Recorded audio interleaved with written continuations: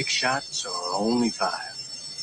Well, to tell you the truth, in all this excitement, I've kind of lost track myself. But Ian, this is a 44 Magnum, the most powerful handgun in the world, and would blow your head clean off.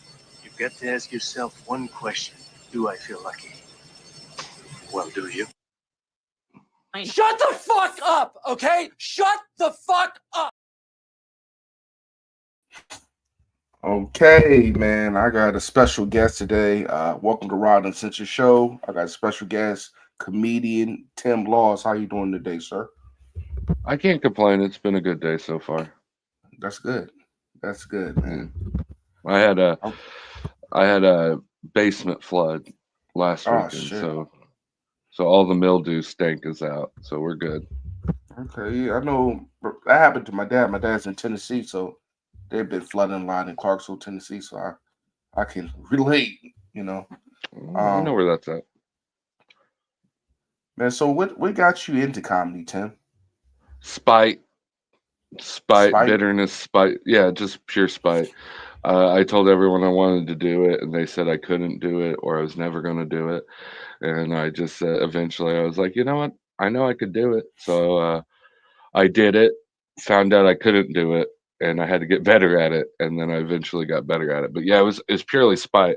I didn't have any people really rooting for me. And when I started out, it was pretty much really hard for someone to get into comedy if you didn't know someone, because there wasn't open mics or comedy clubs where I'm at. There still isn't.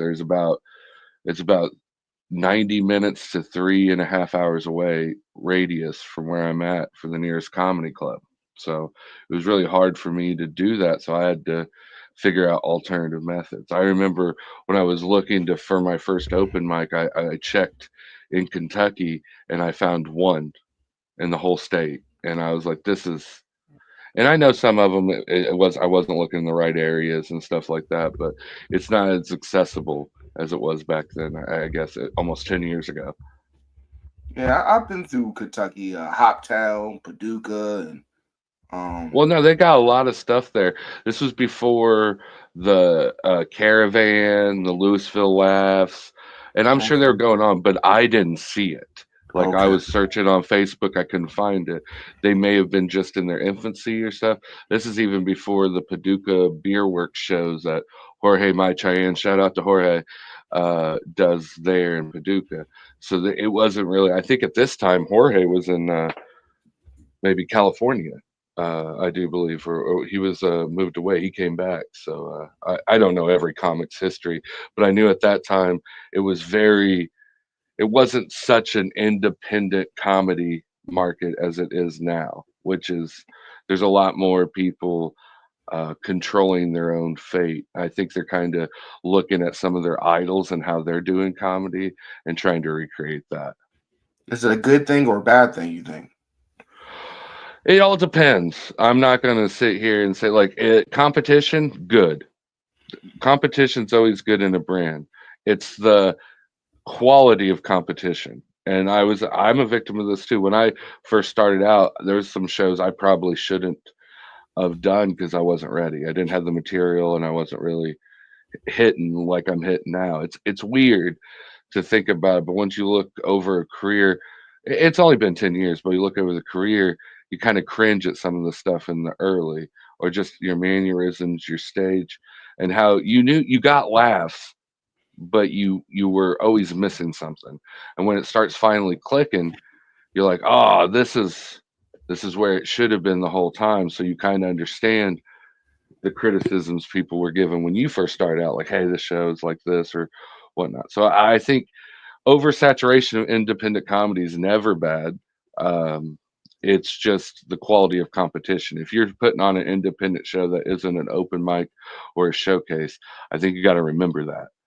And you got to give them the best you got 100% every time. Because just the law of marketing, one bad show is going to haunt you longer than one great show. It's just the press of a bad show goes like wildfire compared to a good show. Everyone has a great show. Every comic's like, hey, look, here's my 8 buddies. We had a great show. Every comic killed. It's the bad shows that people will like, hey, look at this. And then that's comics themselves that are talking. Imagine bar venues or venue owners. So that's why I always try to say it's like sometimes when you're doing shows, it's soulless, but the laws of just simple business still apply if you're going to make it a business. Like and producing has to be that. For me, it was self-sufficient. As I said, there was no clubs around me. I built the stage and brought it to me. That Mm. was kind of my thing. So I learned the hard way, everything the hard way. So like what I'm trying to do now for maybe some younger comics or people just trying to is tell them like what not to do, not what to do, because everyone's comedy journey is different. But I know exactly what not to do and don't do that. You know what I'm saying? Like here's don't make the same mistakes I did, and focus on yourself and your journey and just getting better. So I've finally I've hit all strides in the last, I'd say in the last 3 years. We've been really hitting it hard. We have a small group of people. We tour the Midwest and we've been really doing great shows, and it's been really working out well for us. Like, how long did it take for you to get to that point? If you want the honest answer is I still don't think I'm at that point. I still think every show I got something to prove. I'm not there yet. I got something to prove, and this show doesn't matter. I'll be honest, it doesn't matter what you did last weekend. It's this weekend. Mm. What are you doing this weekend? Last weekend you killed. Great. This weekend they don't know about last weekend. They don't even know who you are. They may have misspelled your name on the flyer. You gotta make them remember who you are. Doesn't matter what happened last week. Didn't It doesn't matter what happened Thursday night. It's Friday night. You got to put up and shut up, type situation. And that's the situation and come up. And you can find the excuses after that. Maybe you didn't do a good enough show. Maybe hindsight's the victim of every comic, but don't let it get there. Do everything you can to prepare beforehand, and then you'll feel better. That's at least my opinion. Some people don't have to prepare. Don't be envious of those guys. They have their own trials and tribulations, but some people just go out there and they're like, they could just feel the energy vibes, kill for 30 minutes, maybe 25 minutes as crowd work. They're just feeling it. I'm not one of those guys. I gotta write a written material. Sometimes my crowd work doesn't go the best. I was raised differently in comedy. Now, like crowd work to me was always hit. If someone pipes up, hit them hard and fast and shut them down. Uh, Sometimes the way I look, I forget. Sometimes that lose. I have to be a little bit more finesse with them. And so I've been Yeah. learning that a lot. And also, as I tell people, unless you're really good, the crowd, this is just my opinion, the crowd isn't funny. It's hard to get topics off an unfunny crowd. If a crowd's not funny or they're all sheepish, like I don't depend on the crowd. Like some crowd works like, well, I got like 10 minutes and then I'll do some crowd work afterwards. I'm like, let's hope they're responsive. Let's hope they're funny. Like I never leave that to chance. If it happens, cool, we'll have a special moment for that show. That's a little special moment they had, or a little good or bad, and then we can move on. But that's my theory to comedy. It's not the right or wrong way. It's just the way that helps me get through it. When I do crowd work, I get a little too ad lippy, and I can say some stuff that comes off offensive to the guy, Mm. or gal, and I just don't want to do that. I forget, you know, like I'm a big dude, and sometimes I forget how scary I look sometimes when I get upset. So I gotta still make sure that if I'm trying to discipline a heckler or put them in their place, that I still make it soft and entertaining. And that's my trials and tribulations, because it's really hard for me. Because for me, it's a baseline of respect. You show up. My one and only rule I say before every show is table talk to a minimum. And if you don't like us, you can go outside. There's a different smoke here. We're not saying we're gonna, you can like or dislike us. So when they break that, I'm still learning how to be like, deal with that disrespect at a certain level. And in bars is different. A lot of comedy clubs, they'll kick them out. You can't kick out Jethro. He's the one who supplies bar half the revenue or something like that. They're always friends. So I've been learning to finesse that more. That was a little bit of my trouble at the beginning too, was So now crowds. who like who are some of your influences in comedy, man? Do you have any influences before you started comedy? Did you look Well, at certain comedians for just for leisure and just to get a couple laughs? Who comedy comedians you used to listen to or watch before you started I comedy? s- I studied comedy profusely, and my first it sucks now to talk. I'll say it, whatever. My first album that I remember listening to over and over again was Bill Cosby's himself. I know that's he's a bad person now, but I remember that that chocolate cake that chocolate cake bit.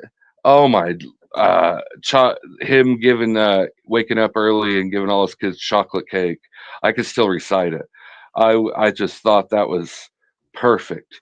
And that so that got me into what I'd like to call like somewhat PG comedy. So of Mhm. course Jeff Foxworthy, a lot of the people that would talk about family stuff that I wouldn't know and I listened to, but what I would listen to old tapes from VH1 Comedy Showcase. It used to be hosted by Rosie O'Donnell, and I got to see a lot of comics do their sets there before they made it big. Like I think Jeff Dunham did one of those sets. This is back in '89, and that's what the tape said. I wasn't alive, but that's what the VHS said. You know how you're going through your grandma's old dusty VHSs one Saturday and you pop one in. She had Mhm. about 8 hours of just old uh, 80s comedy. And I was like, wow. That's kind of where I got my start listening to that. I just listened to everyone. I remember Friday night Comedy Central present marathons were like my that was my night. I love those nights and I still remember a lot of those. So I it's hard to pick the best ones because it goes through times, how, I was a teenager. Dane Cook, man, that was wow. And then you get older, and then I had that edgy period where Doug Stanhope was the most amazing guy in the world. But if you were talking to me, who I think is great right now, I think Pete Holmes is what every comic he's doing what every comic wants to do, and he's talking about enlightening deep issues without being edgy and still being hilarious. I um, never he, heard of him, but I'm gonna give him a check out. You said Pete what? Pete Holmes, he used to Pete have a Holmes. show.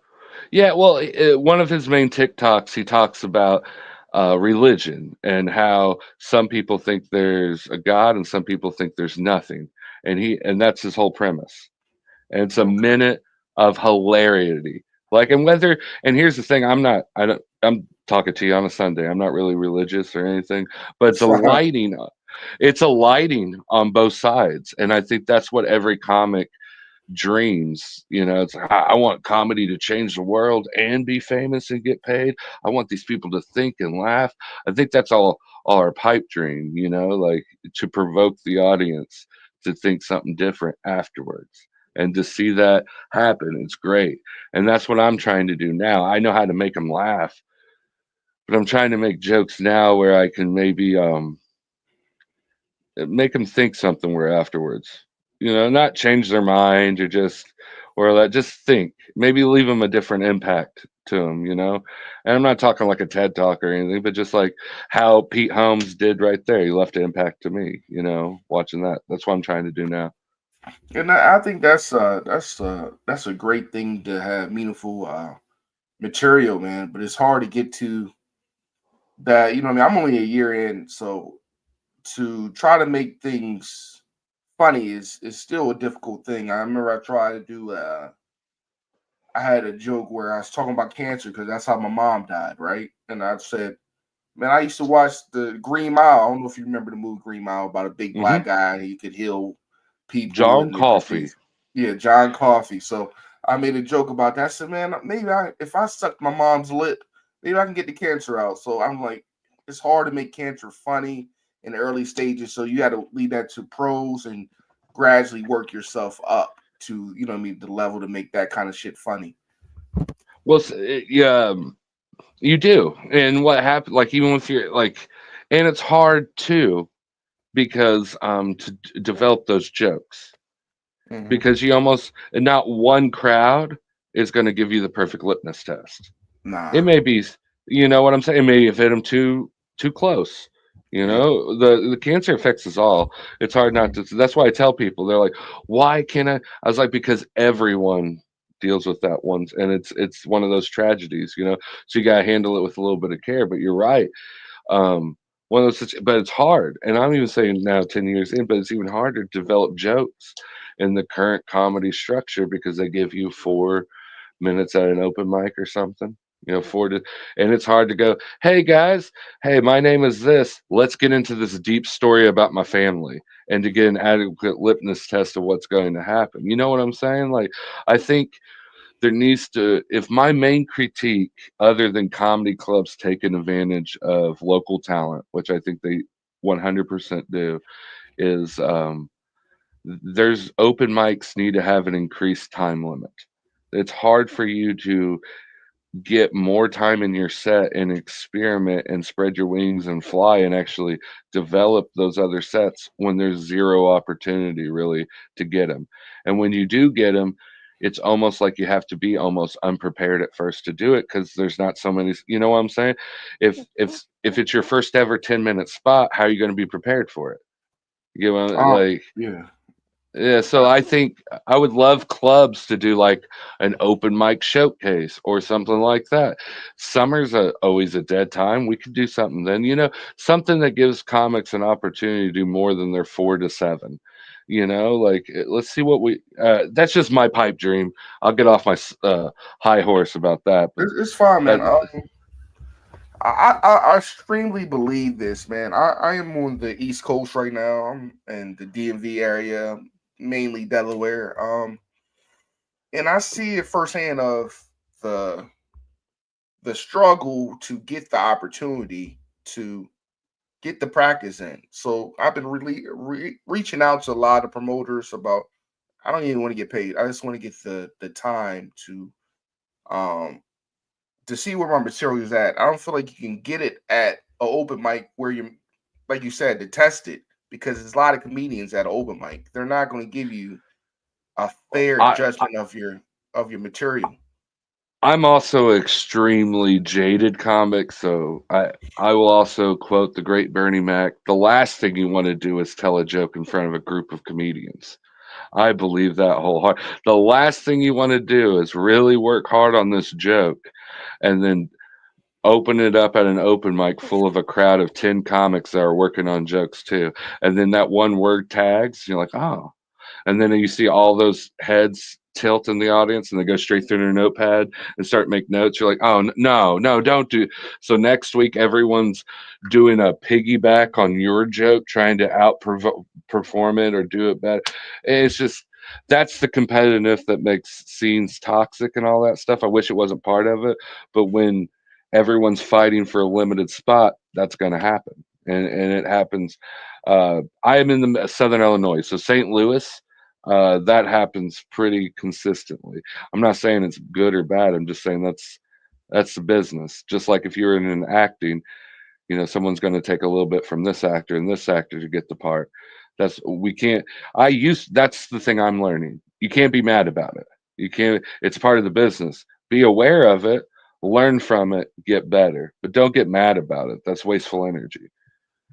Yeah, man. I don't. I really don't get mad at anything. I just, again, I just trying to just create the opportunity to just to get the hours in. I'm all about putting the work in. You know, I got 1 year in, so I'm not worried about nothing else. I just want to get the practice in and see if my Yeah, stuff is really good or what I got to refine it to. You know what I mean?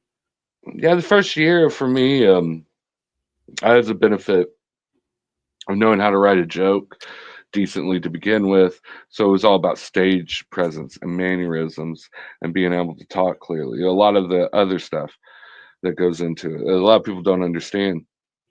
And that's why I can't video myself that much. That's one of my things. I kind of have a almost like photographic memory of me on stage. I remember everything that goes off to a point that's almost like detrimental. Like if there's a video, I'll overanalyze it and analyze it and analyze it. So I'm one of those weird types that I actually dislike video because I just can't handle it mentally on there. So I try to just write notes afterwards. So like, hey, this is what this tag went real well. Add this to the next joke. Do this over here. But yeah, 1 year in, dude, you're still having. It's still fun. It's still fun. You're having great time. Delaware, how is it in Delaware? I gotta ask. I've always wanted to go up there. Um, can you? It's like it is some kind of way. It's clicky. I don't. I guess it's probably like that in Illinois. So, it's a problem getting practice in for me personally. I have been looking. I was wait. I first my first opportunity I had to drive all the way to DC to Delaware. So that's probably like an Dang. hour and 40 minutes. So Yeah, I it's feel you.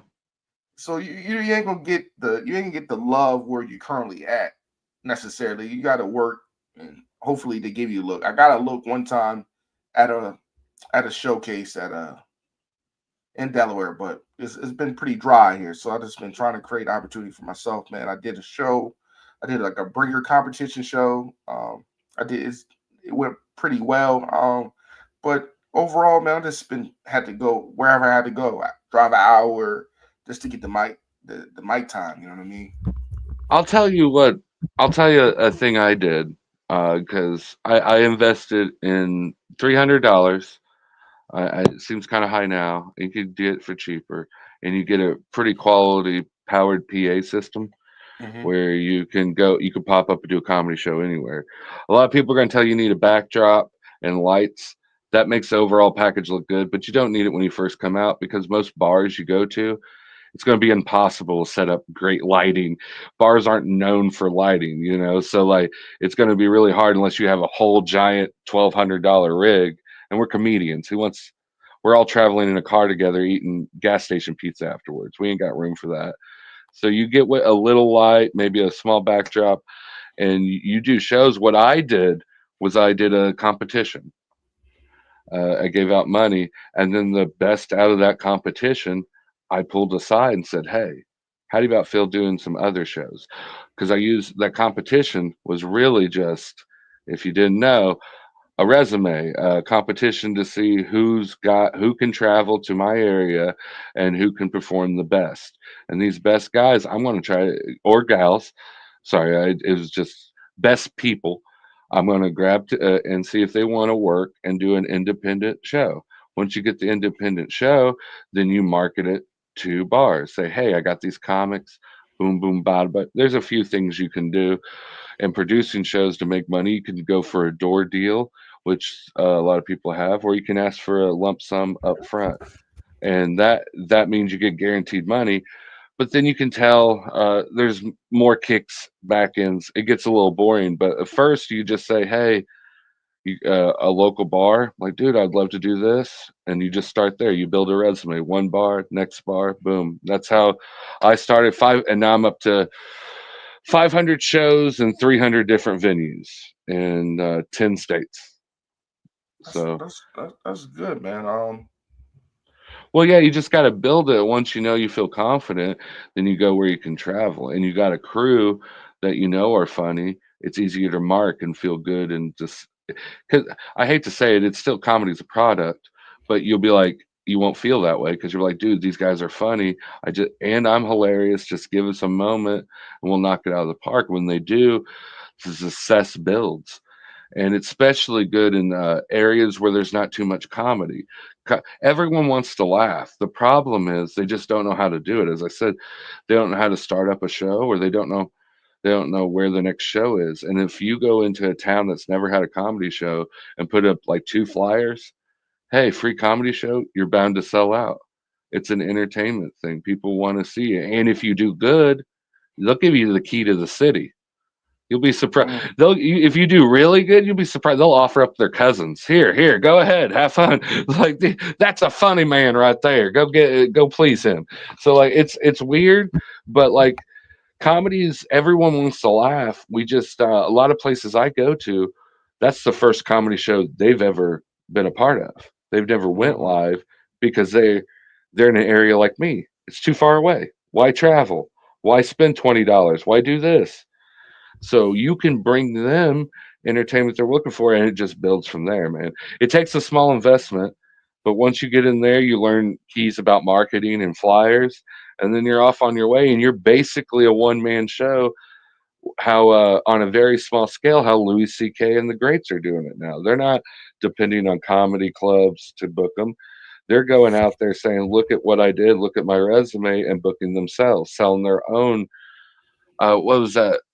Ryan Davis even just put out a whole special of his on his .com because Netflix didn't want anything. He's like, "Dude, I'll just release it and make my own money," and that's what I like in this day and age in comedy and every resource we have. You could literally make your comedy an LLC. You could focus all on you and and you could your whole brand and take this as far as you want. Like that's like I just dabble in YouTube the last year and a half, and it's been going successful with shorts. And it just builds from there. You just got to be dedicated and put in the time. You put in a little time, it's going to be resourceful on that end. I think that's That's what I stay in business because I have to outwork the next comic. mm, Every comic that's only doing comedy right now wakes up at 2 p.m. I wake up at 8 a.m. I'm already hitting 5 or 6 venues before they're even waking up. I'm making 3 or 4 flyers. All right, I'm thinking right now, summer. Summer sucks for independent comedy, so I got to get the last gigs there, and then I need to focus on fall. I got to get fall going because you got to. The sooner you book fall, the more promotional cycle you can get into, and all that. And what you like, dude, I'm already there, and then by the time they wake up, now I'm working on my jokes. mm. Boom, boom, boom. So like, and it makes you more aware of the whole business in general. Like we'll watch shows. My wife loves watching the show on Zeus TV. It's called Baddies, and they Mhm. they go on these tour. It's basically the Bad Girls Club, but like they don't have a budget, so they go to like small Midwestern bars, and they have a great editor because they make it look real cool. But I'd be like, dude, they're not making nothing. I could tell just because when you see it, you see what a lot of things for when you do even a small level of entertainment. You go behind the fourth wall. You see things for what they really are more. If that makes sense. You're not It so definitely easily does. duped so much by entertainment. Like here recently, I broke my wife's heart because I told her, "Hey, those call-in shows where they're like second day update." I was like, "That guy's a comic, and I guarantee you that's his improv comedy troupe. No one reacts to that like that." And you'll do a little research, and yeah, that's exactly right. It's a group of like it's entertaining, it's funny, and maybe some of them are real to give the credence to the others. But when then you start like some of these skits, like YouTube, you're like, that's hilarious. And you look into it, and you're like, oh, it's hilarious because they've acted, scripted, had well lighting and stuff like that. So I don't know. I guess I'm not good at magic shows because I'm like, I saw the rabbit the whole time. You ain't gonna fool me, dude. So how do you come up with your tour name, man? Good old boy uh tour, right? Well, that's funny actually, because it's been a prophesized tour before, and we used to do it just depending on the people. So before this, I think it was, I'm trying to think, it was the Out on Bail tour Okay. because both of us, me and another comic, we have a checkered past. So I thought we'll lean into it for marketing. Out on bail, the two edgy comics. The problem is it almost came to we got arrested that tour, so I was like, I'm done. Damn. I'm done. It got weird. He was a weird guy, so I got done naming it there. The reason I named us the Good Old Boys of Comedy is I'm from a rural area, and every time we went to the city, that's what they would say to discredit me and my group. I have it's our group looks like a pamphlet for a community college, so it's a pretty colorful group. But every time I mean, I'm dead It's serious. a pamphlet for Yeah, we got it. We even College. got Steven Ortiz, the sitcom comic. He works with me, and he's handicapped in a wheelchair. He's the one up front going like this. So I'm not trying to. I'm not perfect, but I try to give everyone time. So we would go to St. Louis, and they'd be like, "Oh, did you hear about this guy working with Tim or this? They did a good show." Or someone would stick up for him like, "Oh, Tim's doing all right." I'm like, "Yeah, but you're just a good old boy." And he's just performing to those good old boys, trying to shut down what I did and say my audience is dumb. Because So I was like, when I thought about the good old boy, I thought about what's the name of that tour with Jeff and Cable Guy. And what's the name of that yeah, tour? the blue collar comedy tour. When I thought about that. So It works a like little bit. I'm not going to say we didn't. Yeah, that you're on the nose. I'm not. We're Midwestern comics, and we wear a lot of flannel, so I'm going to lean heavy into that, and that helps. So that is a little bit of takeoff, but the name was just thrown on our group so is that because good they old kept. boy jokes or is just No, we do our own jokes. It's just what we called our comedy troupe to get okay? tours and do marketing because what we learned it's just it makes shows better. When you start working with the same group of people over it, you can gel better. You get to learn each people's what they're doing. You get more comfortable. So I just used that as a tour name and a group name, and it kind of stuck. It worked well. The problem is kind of what you said. Didn't realize how many uh, feelings and opinions are brought upon you using that name already. Good old boys. So like good old boys. Because Some people thought we were racist. I'm thinking about like Confederate flags and Yeah, yeah, yeah. We're not uh that, and that's why we flannels stuck. and Well, the flannel. We live in the Midwest. It's hard to get away moonshine. from. Well, again, I'm not going to poke holes. We have drank some things that my eyesight isn't the best. I'm not going to say that, but there. That's exactly right. People thought we Banjos. weren't. The best way I could say it, they thought we were pretty more hateful than what we were, or not as Okay. open as what we were with that name. And I didn't like that. It also threw us, so we weren't like, it threw off definitely LGBTQ comedians didn't want to work with us because of that name because they immediately thought, and that was the marketing. I thought it's because I'm always in embrace it. If they're already saying your name, lean into it. That's free marketing, and that was the Mhm. time I was like, I think we need to lean back because it's also people thought differently too. We showed up to one place and some guy was so excited. He's like, "Oh, you're the good old boys? Yeah, dude." He's like, "Oh, he helps us set up everything." He's so happy. He thought we were the good old boys of comedy, like preacher act. That was the preacher, and he brought like 10 people from his congregation, like his whole staff. And we're not Sunday comics, So we didn't know halfway through until the guy came up to us like, "Hey, could you give us a break? That the preacher needs to leave." I don't know why because it was a bar, but it was like a VFW.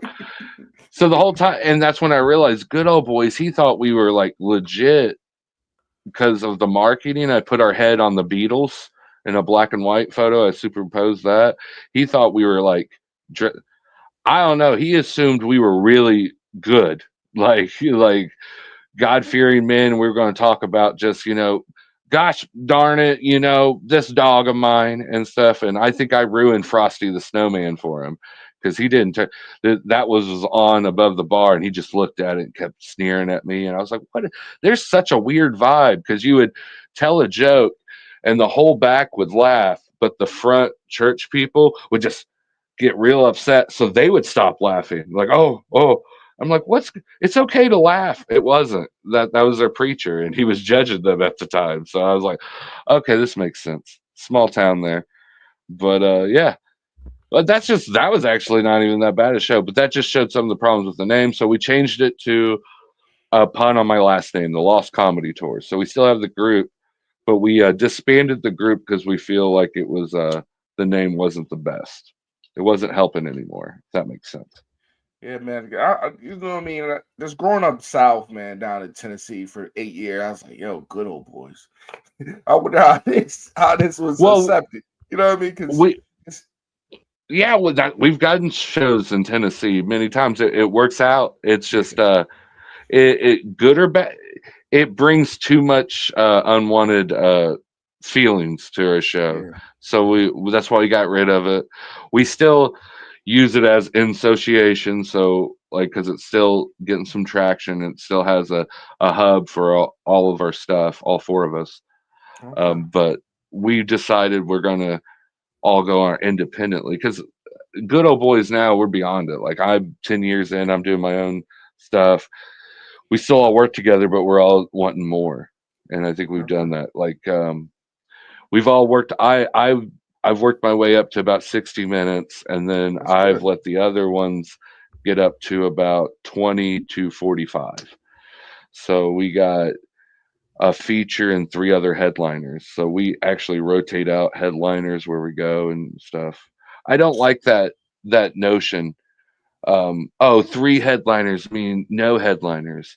Well, ask the people at the show that laughed their asses off. I don't care what people's opinions are. I want to That's know what the good. That's good opinion that the you show. let. It's good that you let people grow too, man. Sometimes people just nah. I want you to stay at the opener. I want you to stay at the feature. So that's good that you don't have a super Well, ego to let somebody grow and give people the opportunity to the headline or you know what I mean. I just I guess thank you, but I am a comic and I'm petty. I 100% have an ego, and I did this 100% to be less work on me because I wanted to keep doing shows. And I'm not Steve Harvey that could do 2.5 hours straight. So I need other ones to help me. That's the problem with comedy. They don't realize you could be a killer, you could be a comic, but no comics doing one man shows. You always going to need someone to open your comedy is a networking thing. So as much as you want to think you're the whole show, you're not. It's just by your name might be on the marquee, but you're not doing the whole time. So I can do it. I feel like I can, but also I feel like I'm doing a disservice to the people in the audience because some of these jokes that these other people got pretty fucking good. And I would even say some of them are better than mine. And I think that's what's working out. And that's what helped us out. We are competitive. I don't want to say we're not. Like, I saw my buddy win a comedy competition. I haven't slept right in 2 weeks since it happened. But I'm not sleeping right because I want to get better, not because he won. I'm super pumped he won, but I was like, I want to get just as good as that, and I found out my defaults is I can write a joke, I'm hilarious, I need to be likable again, and that's what some comics are. Like I was leaned too much in this edge stuff and all this, and I can tilt over to unlikable real quick. I need to be more likable, funny fat guy type thing. I know that sounds cliche, but I need to be that for my jokes that I'm writing currently. I can't have the persona of Anthony Jeselnik by looking like Larry the Cable Guy. People get confused.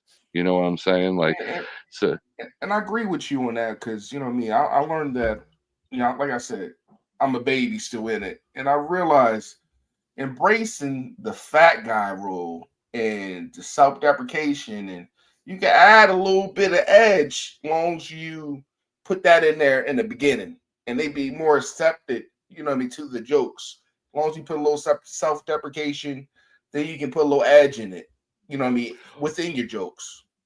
yeah, And well, for most people, it's it's the persona, and that just means what you're telling the audience when you do that. Because I do it too. I start up front with unhealthy jokes that are pretty good, but look at me. And then what I'm telling you, crowd, is hey, I'm making fun of myself. So after this, it's all going to be fun. I'm making fun of them just like I did me. No one's off limits. I'm hitting myself just as hard. I'm going to hit everyone else. And that was but the one thing I think new comics and even myself fell into, you don't want to make it your whole set. You don't want to be like, hey, I'm fat for 8 minutes. Because then oh no, after no, a no, while, no. the crowd's gonna go like, God, he's not that fat. Chill.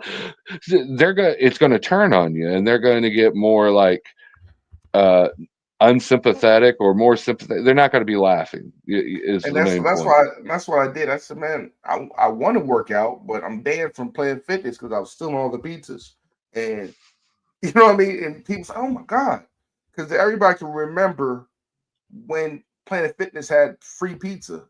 You know what I mean? So I feel like you do that, it lessens the bite. I think I was getting to the point of everybody got fell victim of um the kill Tony shit. Like, oh man, I love that edgy shit. But you're not. I realize I can't do that because I'm not at that level to do that. And the normal person doesn't want to hear no fucking edgy shit about Casey Anthony and nutting in Thank shoes you. and shit like that. So no. Well, it's insult. I'm sorry. I hope Tony hears this. I know he won't, and he loves when other people just speak his name, that egomaniac. But Kill Tony's the worst thing to happen to stand-up comedy in a long time, and it's because Mm, here's why. I work really hard to develop time and set, and now I'm going to travel to Austin, Texas, or one in minute. last week in Nashville, Tennessee, and give you 1 minute. And if I don't do good, that's the end of my career. You're going to sum up my whole life in 1 minute. That's disingenuous to the art form. It's disingenuous to the performer. And all you're doing is roasting people. And here, I'm going to blow everyone's mind. Anyone that's made it on the show has already made it. You think Tony Hinchcliffe does? You know how easy it is to rig a bucket pool? You know how easy it is? He's not going to keep his $1 million franchise to the whim of a bucket. William Montgomery, David Lucas, Cam, all those people were handpicked and scouted beforehand by him and Joe Yeah. Rogan. And yes, you might be one of the lucky ones that get busted out. But you know what you could do instead of stressing out about 1 minute? Enjoy the comedy craft. Get friends, do shows, perform more minutes. You know what I'm saying? I hate when people are now doing open mics. Hey, here's an open mic. We'll have 40 comics at after 9 p.m. and then a bucket pull after 1 p.m. We all got a family to go to. Let us go home. No one's going to see this show. And you're only manipulating comics that need the stage time. It's like if you need to work out, but the gym's only open certain amount of time.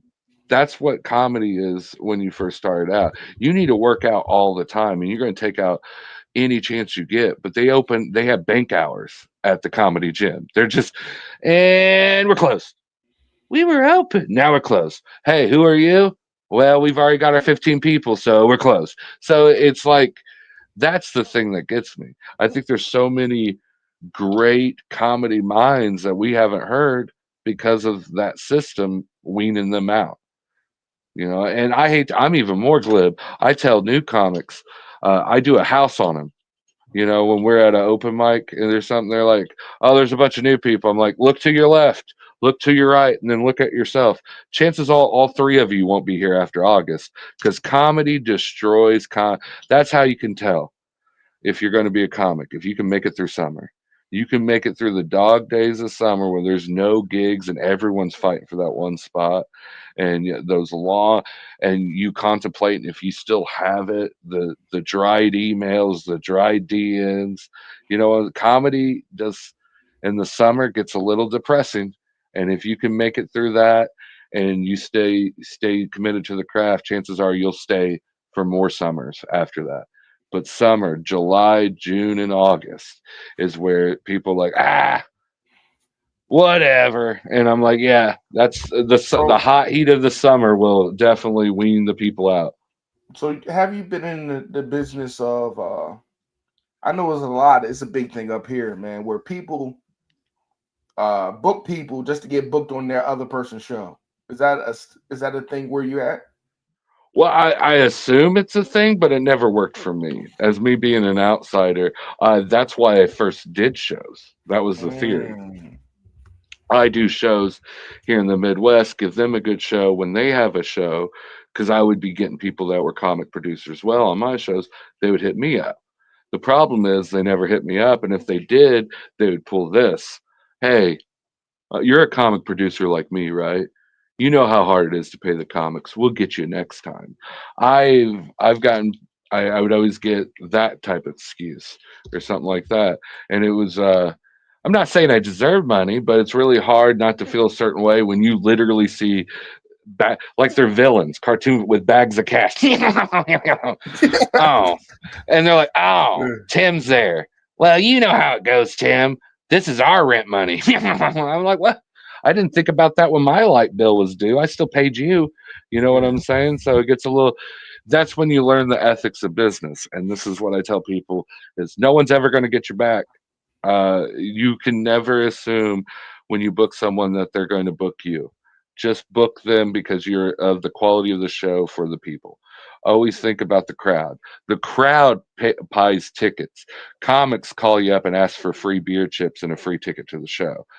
That's what you got to remember. As long as you make them happy, that means more crowds, and bigger crowds means bigger paydays, and big crowds and big paydays means all comics are happy. So it doesn't matter what they say at that point. We're comics. We're going to find something to bitch about. Oh, this free water and green room. It's so cold in here. This is ridiculous. We're going to find something. That's our nature. But if you do your job of just getting the crowds, staying consistently booked and paying them, they tend to be happy because that's what, when reality, we all know it's a pretty, to get paid for someone just listening to the words come out of your mouth, it's a pretty special thing. You know what I mean? I'm not going to lie, man. When I got paid for the first time, I felt like I won an Olympic gold medal or something. You know what I mean? It's just I really got paid just to say some shit I wrote on the toilet. It's nothing. It's not like, you know what I mean. It's Dude, nothing. And most of my shit is about my real life. So I always said I'm like I'm like a Tubi version of Larry David. I'm just walking around and trying to find what's funny about the world. You know what I mean? So a lot of my I shit do. is based off my real life. You know. That's what I do too. What I help for newer comics is I help manage and mentor people starting out. Like I'll give them gigs and we'll do some open mic shows here. Just get them used to comedy because it's a daunting thing. Just I remember when I first started out, the thing that got me is the mic stand. I always freaked out. How's that mic stand going to work? Oh no, I don't want to look like a noob up there. And I would have a panic attack about just how to get the mic stand out. So I Mhm. figure I'm sure other people have that too, if it's not just me. So we work on that. I forgot where I was going, but what I tell them when they're writing a joke is write it almost like a wrestling promo. Remember, your premise is based in reality, but your tags and where you can go can take a fantasy limit. You can exaggerate. You can take them where you want to go with the story. With your own limits. If you feel like it's not true to you, that's fine. But with the tags or extra, that's what can make the joke and help you keep the story going. It's the Yeah. old adage of every 15 to 20 seconds, you got to say something funny, I think is 100% correct. Do you use the, You know, the the method of three? I do. I do. But the problem is, I think it's been so played out that I try to circumvent that. Like I try to manipulate the three. So like the first two are like obvious, and the third one was like, wow, you know what I'm saying? And it gets them like that because the rule three is 100% accurate, and I think it works gangbusters. I'm just I feel okay. This is a better way. It works great on crowds. I felt that like it was too much of a crutch of mine when writing. I felt like I was always coming down to a three-line punchline or something like that. You get what I'm saying? Or trying to do three. So I'm trying now get away from that because I have a few jokes I already do that, and so that's why I was like, I didn't want it to come off as a list, like boom, boom, boom. That's when I was arranging my larger set. That's when I realized I do that a lot. And if I do that a lot, it, it's not going to be so noticeable, but it's going to be noticeable around the 30-minute mark if I do it again. You get what I'm saying? Type thing. So I Hmm. tried to work it out differently. But yeah, the rules of three work pretty decently. I have it just floods my head. I got a few buddies that do it, and I do it for different jokes. So what I now do, I've realized now I'm thinking about it, is with the rule of three, each three I turn into their own little joke. and try to expand on it. Like right now, what I'm trying to do is wring everything. I have the jokes that I've been working on for a while. Now I'm trying to figure out, is there any, what more funny can I get out of it? Richard Jenny, he passed away. He was a comic, but he said it takes about 100 minutes for every 1 minute of HBO network, special material. And that's what I try to work on is even when I think a joke might be finished, I don't think it's finished. Go back there. What word could be So funny? What could I add to this? What can I do to this? If there's a rules of three, which one of these three just doesn't hit enough? Maybe I need to do this. If that hits harder, maybe I need to rewrite. You know what I'm saying? Like it starts a floodgate of opening of creativity of what outdoing yourself almost. so man, have you like I know you're super independent. Have you had the thoughts of one producing your own special or get to the level of doing that because you 10 years in, or that's not on your mind right now? I have two specials. Well, I have what I call underground specials Okay. on my YouTube page already. There, I have a 30-minute set, a 50-minute set, another 40-minute set. Mhm. I have various sets over there, and what they are is what I like to call gonzo style. And I hate how comedy, like, I don't know, it's also not me. How can I explain this? When you do a theater or see a Netflix special, it's so polished, right? And all that stuff. First of all, that's not me. I like the 80s VHS, static, grunge, dirty aesthetic. I always have black and white filters, anything like that. I like that. So aesthetically, I like that. Also, financially, that's all extremely expensive. And Mhm. the way I kept it in business with my wife is comedy must be self-sufficient. So whatever money comes in goes back into comedy, but no money from the house will ever come into comedy because it gets too messy then, if Mhm. that makes sense. Yeah, I Uh, feel you. house and home is important, most important. That stays separate than comedy. Um, I was so passionate I forgot that a few times. So we make it a boundary about that. So financially, what I do is lean into that and show the realities of comedy. Like right now, I would consider it a special, but a full set, 40 minutes of me performing at a failed Bob Evans turned Mexican restaurant at the near of an interstate in front of about 13 people on an outside hot August June day, and it's hilarious. That's comedy to me. Now you're going to get some good laughs. You're going to get the real. You're going to hear people order their food over me, and that's kind of my style. Like I got That a kind of new one. remind me of what's that what's the guy name? Fuck. Clay. What's the guy name? Andrew Dice. Dice. Remember he had that that album where you hear people talking in the back row? Yeah, yeah. And what's crazy is I thought of this before I heard about that album. I just now recently heard about the album. Love the idea. I thought of this idea just sheer out of I'm broke and let's lean Yeah. into it because I like and this is how comedy is. It's grungy. It's grungy and these are the no one talks about the gigs at the failed Bob Evans, Yeah, or nobody the talk about oh, that.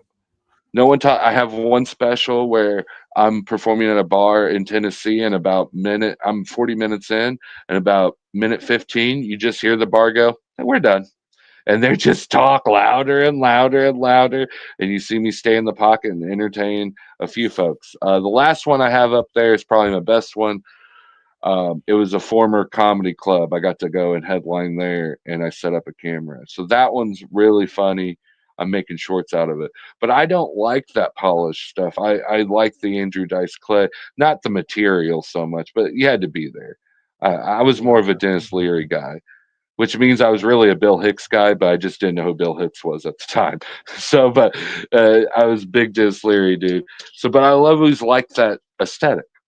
And I think that's kind of what I guess my main influences are in my comedy was the 80s outlaw comics. They performed in bowling alleys. They performed And I have. I'll perform in a bowl. I perform in bowling alleys, nursing homes. If the check clears, I'll come to your reunion. I'll come to your brisk. It doesn't matter. I'll tell jokes as long as you pay me. And that's what I feel like the Outlaws of comedy did, because they had to. They had to tour. They were living in their car. They were going to Boise, Iowa, to some no-name town in Nebraska next weekend, and they had to fill their dates. So they're going to some pool hall to tell jokes where no one likes them. And that's where I feel comedy thrives too. I mean, comedy's easy in a comedy club. I hate to say it. It's set up low ceilings, perfect lightings.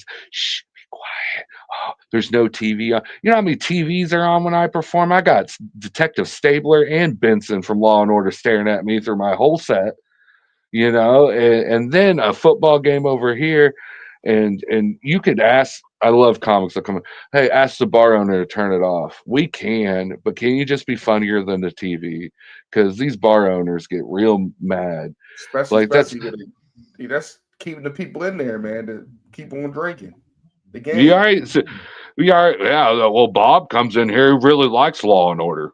He likes this episode. I can't turn it off. So just be fun. Or they get. Well, I think it's mostly a territorial thing too. Sometimes these they think maybe we're big hotshot comics. We don't think that. We just got off work and we're coming here like, oh gosh, do more work. So we come in there like, hey, could you turn off the TV? It'd really help us out. Like, you're not going to tell me what to do. Mm. That's not how it works here. It's my bar. You go perform in the Miller Lite song. You're like, okay, okay. You would think it's hospitable as much, but nah, like sometimes, and that's another thing they'll say too. If you produce shows, like, get a written contract, get a contract. Look at me. Do it look like I have a lawyer on retainer that I'm going to take someone to court in Tennessee, 3 hours away? You think that Tennessee sheriff's going to really care about what I say? You think I'm going to take her to Judge Judy for $350 or whatever? Small claims court? No. So this is the thing. You're going to, when you work independently, you're going to be realize it's happened to me 3 times in 500 shows, but you may get stiffed. And just know that's part of the thing. Move on and do the best you can. Tell the other comics not to do a show there so they don't have to go through the same thing you do. But I love when it happens because everyone in the industry, like, well, you should sue, take him to court. Like, do I look like I have a lawyer? Do you know? Look, they don't even have street lights where we're performing in Tennessee. I want to get home alive. I'm not calling. Are you serious? No, no, no. I'm not playing that. Some of these, yeah. If it was maybe the Funny Bone in Ohio, then yeah, maybe I'll take them to Judge Judy, and in 3 years, after I pay lawyer fees, I'll only be in the hole $300, but I'll win a moral victory. Get out of here. I'm going next week into the next show. I ain't got time for that shit. So Tim, before we get out of here, man, can you let the people know where they can find you? Also, what advice, one advice could you give a comedian who wants to pursue comedy, man? And then we get out of here, man. If you want to pursue comedy, the funny answer is don't learn a few chords on a guitar, and you'll get more pussy and paid more. Like that would be my thing. And you could do open mics between your little acoustic sets. You the best of both worlds. But serious answer, if you want to do in comedy, do it. That's going to be your biggest trouble. The first time, even the second time, and maybe even the fourth time, you're going to have a bad day. You don't want to go on stage. Just do it. You're going to thank yourself afterwards if you're a true fan and this is what you love. So just do it. And here's the thing, what I'll also say, don't be afraid of failure. First of all, everyone up there has failed before you. It's going to happen. And second, if they don't laugh, fuck them. You don't know them. You don't take it personal. If you need help, take a shot at the bar. Go, they don't fucking know what comedy is, anyways. Go off to the next one. That's what I always tell people. Like, hey, fuck them, move on and do it. This one mic doesn't define who you are.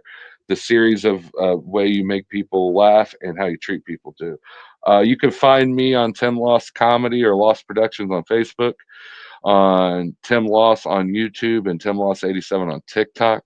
I'm currently going to April 19th be the Mill in Granite City opening for Clownvis, and April 19th in Jadwin, Missouri at Big Rock Candy Mountain. Tickets are on sale at my .com. That is Tim Lost Comedy, all one word.com, and you can find more information there. All right, man. Again, man, I appreciate you giving me your Sunday to talk comedy, man, because we all have wives and we have somebody to answer to. I appreciate you coming. That's why I'm in the fucking closet. I have a wife, a toddler, and 2 dogs. I literally had to barricade myself in a closet just to get an hour. And I hear the dogs, the huskies. I'm like, I'll walk you. Come on. So yeah, we all gotta go back there. I appreciate you letting me ramble on for an hour. Man, no problem, man. And if you know any comedians that want to tell their journey, I'll send them my way, man. You can find me at Rod and Spencer 410 on IG, or you can find me at, my name, Rod Isaac on Facebook, man. They can DM me. Again, man, I appreciate you. And let's turn the lights off, man. Appreciate you.